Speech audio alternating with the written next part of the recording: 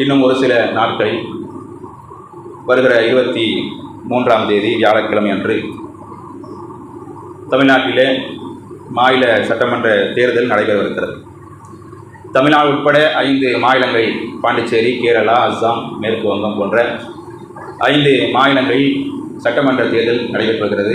3 மாநிலங்களில் முடிஞ்சிருச்சு. இன்னும் மேற்கு வங்காளத்திலையும் தமிழ்நாட்டில் மட்டும் நடக்க வேண்டியிருக்கு. இப்போ இந்த சூழ்நிலையில் நாம் யாருக்கு வாக்களிக்க போகிறோம்? முஸ்லீம் சமூகமாகிய நாம் யாருக்கு ஓட்டு போட போகிறோம்? இன்னாருக்கு தான் ஓட்டு போடணும் என்று நான் சொல்ல வரவில்லை, சொல்லவும் மாட்டேன். இந்த கூட்டணிக்கு தான் போடணும் அப்படின்னு நான் வாய் திறந்து யாரும் சொல்ல மாட்டேன். அது சொல்லுகின்ற இடமும் இது கிடையாது. ஆனால் உங்களுக்கு சில அறிவுறுத்தல்களை சொல்ல வேண்டிய பொறுப்பும் கடமையும் எனக்கு இமாம் என்ற அடிப்படையில் இருக்கிறது. ஏன்னா இன்னைக்கு நிலைமை அப்படி மோசமாக போய்கிட்டு இருக்கு. யாருக்கு இந்த முஸ்லீம் சமூகம் வாக்களிக்க வேண்டும், சிறுபான்மை சமூகம் யாருக்கு வாக்களிக்க வேண்டும், இன்றைக்கு மிகப்பெரிய சிக்கலில் மாட்டிக்கிட்டு இருக்கிறோம். சிறுபான்மை மக்கள் 12 வருஷத்துக்கு முன்னாடி ஆட்சிக்கு வந்த 2014 பிஜேபி 12 வருஷமா நம்மளை பாடாக படுத்திக்கிட்டு இருக்கிறோம். 2014 அவர்கள் வந்திருக்கவே கூடாது. ஏமாற்றி பொய் சொல்லி இன்றைக்கு ஆட்சியிலே 3வது முறையாக அமர்ந்திருக்கிறார்கள். எப்படியாவது 2024 எதிர்கட்சி ஆட்சிக்கு வந்துடும், எவ்வளவோ பல விஷயங்களை தமிழ்நாட்டுக்காக செய்து விடலாம் என்று எவ்வளவோ கனவுகள் காணப்பட்டன. ஆனால் எதுவுமே நடக்காமல் போயிடுச்சு. அதெல்லாம் இவர்கள் வேண்டுமென்றே அவர்கள் ஏமாற்றி செய்து திட்டத்தை வச்சிருக்கிறாங்க. இப்படிப்பட்ட ஒரு சூழ்நிலை இருக்கக்கூடிய நாம தமிழ்நாடு தான் தேர்தல், எதுக்கு அதை பற்றி பேசுகிற என்று கேள்வி கேட்கலாம். தமிழ்நாடு தான் தேர்தல். ஆனால் அந்த தமிழ்நாடு தமிழ்நாடாக இருக்க வேண்டுமா அல்லது பீகாராக இருக்க வேண்டுமா? தமிழ்நாடு தமிழ்நாடாக இருக்க வேண்டுமா, பாண்டிச்சேரியாக மாற வேண்டுமா என்பதுதான் இங்கே கேள்வி. தமிழ்நாடு ஊபியாக மாற வேண்டுமா, தமிழ்நாடு குஜராத்தாக மாற வேண்டுமா, தமிழ்நாடு ஜம்மு காஷ்மீராக மாற வேண்டுமா? இப்படி எல்லாம் மாறிடக்கூடாது. பீகாரை போய் பாருங்க, பாண்டிச்சேரியை பாருங்க, குஜராத்தை போய் பாருங்க, என்ன நிலைமை ஊபியில் போய் பாருங்க. அப்படி ஒரு நிலைமை தமிழ்நாட்டுக்கு வந்து விடக்கூடாது. இன்னைக்கு என்ன, நேற்றுக்கு நாடாளுமன்றத்தில் தொகுதி மறுவரையறை சட்டம் இன்றைக்கு அமல்படுத்துவதற்காக துடித்துக் கொண்டிருக்கிறார்கள்.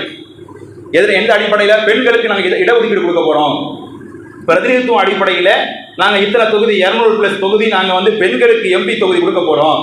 அதுக்காக நாங்கள் 500 சில்லற எம்பி தொகுதியை நாங்கள் 800 சில்லற எம்பி தொகுதியா உயர்த்த போறோம். நீ பெண்களுக்கு சீட்டு கொடு, யார் வேணான்னு சொன்னா அதுக்கு எதுக்கு நீ உயர்த்தணும்? நீ 543 பெண்களுக்கு கொடுத்துட்டு போ, யார் வேணான்னு சொன்னா.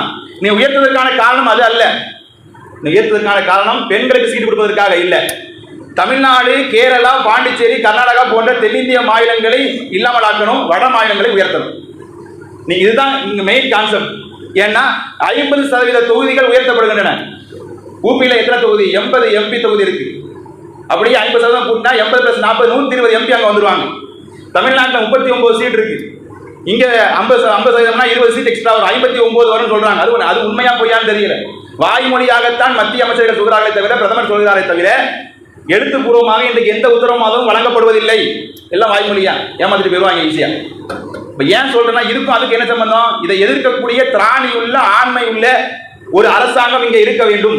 தமிழ்நாட்டில் கடந்த 5 ஆண்டுகள் இருந்த ஆளுங்கட்சியினுடைய நிலைமையை நாம இஸ்லாமிய சமூகம் சீர்தூக்கி பார்க்க வேண்டும். அதற்கு முன்னாடி எத்தனையோ ஆளுநர்கள் இருந்தார்கள். எம்ஜிஆர் இருந்தார், ஜெயலலிதா இருந்தாங்க, கலைஞர் இருந்தாங்க, எவ்வளவோ ஆளுநர்கள் இருந்தாங்க. அவங்களாம் இப்ப இல்லை.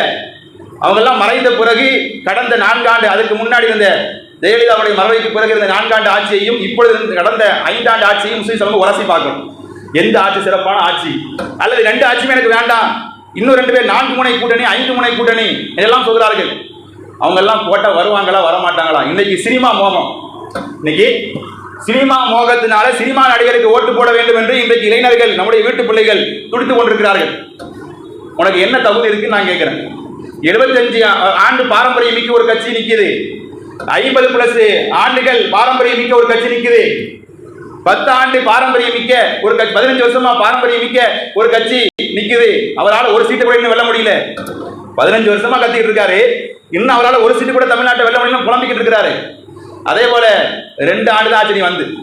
நீ வெறும் 2 வருஷம் தான் ஆச்சு. 2 வருஷத்துல இவர் சிஎம் போஸ்டுக்கு வேணுமா?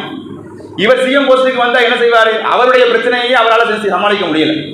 உனக்கு ஒரு பிரச்சனை வந்துச்சு இல்ல, உன்னால திராணியா ஆண்மையோட எதிர்க்க முடிஞ்சுச்சா? எதிர்க்க முடியல. உன்னுடைய பிரச்சனையே உன்னால எதிர்க்க முடியலன்னா எங்களுடைய பிரச்சனையே, மக்கள் பிரச்சனையே, சிறுபான்மை மக்களுடைய பிரச்சனை எப்படி எதிர்ப்பா? சந்தேகமா இருக்கு. சந்தேகம் இயல்புதானே, வரத்தானே செய்யும். அப்ப சிறுபான்மை மக்களுக்கு பிரச்சனைன்னா அதை எதிர்க்கக்கூடிய இப்ப தொகுதி மறுவரையறை பிரச்சனை இருக்குதா இல்லையா? இதுக்கு யார் வாய் திறந்தா? நீங்களே யோசிச்சு பாருங்க. வீர தீரமாக இந்த தமிழ்நாடு எதிர்த்து போராடும் என்று வாய் திறந்து பேசியவர் யார்? வாய் பேசாமல் மௌனியாக இருந்து இதுக்கெல்லாம் எந்த பிரச்சனையும் இல்லை என்று அமித்ஷாவை சொல்லிவிட்டார் என்று சொன்னவர் யார்? நான் சொல்ல மாட்டேன், உங்களுக்கு தெரியும். அப்ப யார்? அதே போல சிஏஏ சட்டம், குடியுரிமை திருத்த சட்டம் வந்த பொழுது நமக்கு ஆதரவாக இருந்தவர் யார்? அப்படிலாம் ஒன்றும் வராதிங்க, நாங்க பார்த்துக்கிறோம் என்று வீராவேசமாக பொய் சொன்னவர் யார் என்பதை இந்த இஸ்லாமிய சமூகம் கொஞ்சம் பார்க்கணும். பாண்டிச்சேரியில் அவங்க ஆட்சி தான் இருக்குது, பிஜேபி ஆட்சி தான் இருக்கு கூட்டணியில. எத்தனையோ வருஷமா அந்த முதல்வர் எங்களுடைய மாநிலத்துக்கு மாநில அந்தஸ்து கொடுங்கன்னு சொல்லி அவரும் ஒவ்வொரு முறையும் தீர்மானம் நிறைவேற்றி 10க்கு 20 முறை கொடுத்துட்டாரு. மாநிலம் ஆக்கிட்டாங்களா? பாண்டிச்சேரி மாநிலமே ஆக்க மாட்டான். அப்ப இது போன்ற ஒரு மாநிலத்துக்கான உரிமைகள் பறிக்கப்படுகிறது. குறிப்பாக தென்னிந்திய மாநிலங்கள் தமிழ்நாடு, கேரளா, பாண்டிச்சேரி, கர்நாடகா போன்ற தென்னிந்திய மாநில உரிமைகள் பறிக்கக்கூடிய ஒரு கால சூழ்நிலை இருக்கிற நீட் தேர்வு. இன்னைக்கு ஆளுங்கட்சியை பார்த்து எல்லாரும் கேட்கிறோம், நீட் தேர்வு ரகசியம் சொல்றேன்னு சொன்னீங்க, ஏன் சொல்லல? அவங்க ரகசியம் நான் சொல்லவா? 2024 ஆட்சி மாற்றம் ஏற்பட்டுரும், தமிழ்நாட்டுக்கு எப்படியாவது நீட் தேர்வு ரத்து வாங்கிடலாம் என்று நினைச்சுதான் அவங்க சொன்னாங்க. அதுதான் யதார்த்தம். ஆனா இன்னைக்கு மாறல. அவன் ஏமாத்தான் வந்துட்டானே, ஏமாத்தான் திரும்ப வந்துட்டான். அவன் இருக்கிற வரைக்கும் நீட் தேர்வு ரத்து ஆகாது. அப்ப இன்ஷா அல்லாஹ் 2029 மீண்டும் ஆட்சி மாற்றம் ஏற்பட்டால் தான் தமிழ்நாட்டுக்கு நீட் விலக்கு கிடைப்பதற்கான வாய்ப்புகள் இருக்கு. அதைத்தான் இன்னைக்கு சொல்றாங்க. அதை நாம சமூகம் புரிந்து கொள்ள வேண்டும். அப்ப இது போன்ற நீட் விலக்கு, மாநில அந்தஸ்து, இது போன்ற பெரிய நிறைய பிரச்சனைகள் இன்றைக்கு தென்னிந்தியாவில் இருக்கிறது. எனவே இது போன்ற விஷயங்கள்ல யார் முஸ்லிம் சமூகத்துக்கு, சிறுபான்மை சமூகத்துக்கு சப்போர்ட்டா நின்னது யாரு?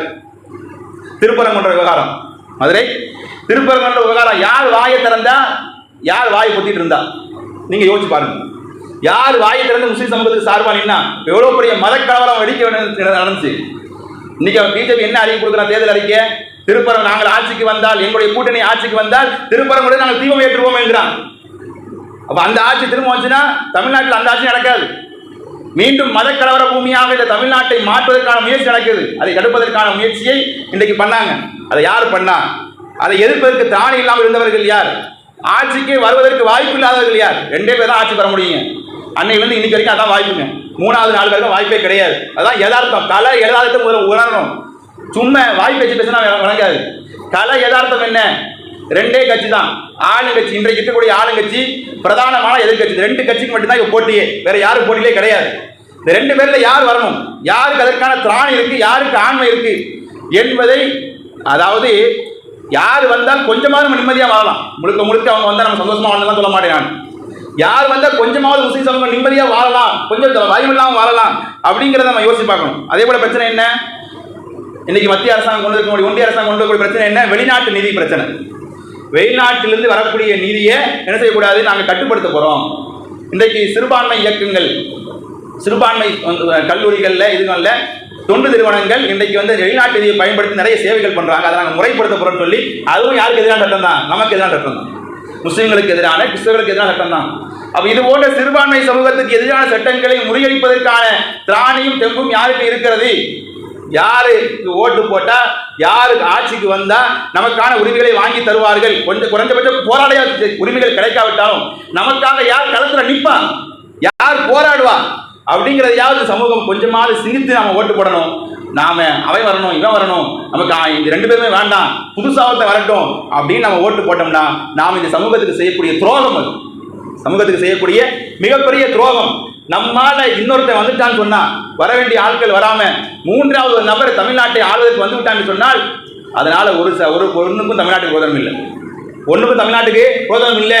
அது மிகப்பெரிய ஆபத்துக்கு தான் வழிவகுக்கும் என்பதை முஸ்லிம் சமூகம் புரிந்து கொள்ள வேண்டும். எனவே உணர்ச்சிகளுக்கு அடிமணிந்து விடாமல், இன்னைக்கு உணர்ச்சிகளுக்கு, சினிமா மோகத்துக்கு அடிமணிந்து விடாமல், உண்மையிலேயே கலை யதார்த்தத்தை பாருங்க. 5 ஆண்டுகள் 10 ஆண்டுகள், கடந்த 10 ஆண்டுகள் என்னென்னலாம் நடந்திருக்கு தமிழ்நாட்டில், இந்தியாவில் சிறுபான்மை மக்களுக்கு எதிராக என்ன நடந்திருக்கு? அதுல யார் நமக்கு நின்னா, முஸ்லிம்கள் சார்பாக நமக்கு களத்துல யார் நின்னா அப்படின்னு 10 வருஷ வரலாற்றை நீங்கள் படித்து பார்த்தால், புரிந்து கொண்டால் நீங்கள் யாருக்கு ஓட்டு போடலாம் என்று உங்களுக்கு விளங்கிடும். எனவே அன்பார்ந்த சகோதரர்களே, நம்முடைய ஒவ்வொரு ஓட்டு முக்கியம்.